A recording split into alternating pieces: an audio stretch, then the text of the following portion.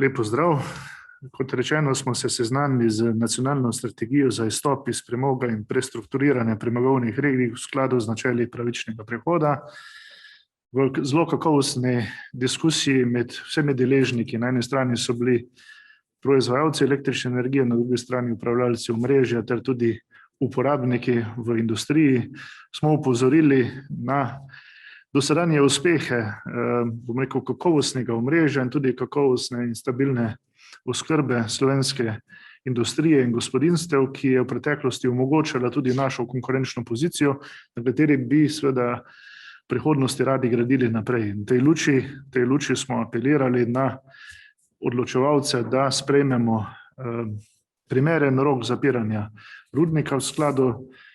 Zatem pa seveda izpeljamo vse druge aktivnosti do tega datuma. Naša želja je, da vzporedno k enemu normalnemu roku, kjer ga vidimo tam nekje med 2036 do 2038, izpeljamo domačo nalogo na področju okoljevarstvenega dovoljenja za delovanje jedrske elektrarne bloka 1, da sprejmemo tudi ustrezne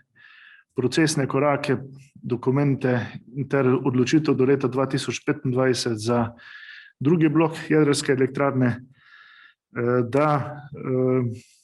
imamo možnost nadaljnjega razvoja energetske lokacije v Šoštanju z parno-plinskimi elektrarnami ter seveda, da s podnebnim skladom, ki dobiva denar danes iz teh lokacij, investiramo v obnovljive vire energije, tam nekje do 1000 megavatov, sedanjih 300 megavatov, in da se v tej luči seveda zavedamo, da prehuda uvozna odvisnost lahko škodi v kritičnih trenutkih interesom Slovenije in zatega jo želimo imeti na vzdržni ravni med 15 do 20% tudi v prihodnosti. Menim, da smo bili za omizjem skupaj zelo konstruktivni, sklepčni in se seveda veselim nadaljne debate in skupnega iskanja modrih, pametnih rešitev, da bomo znali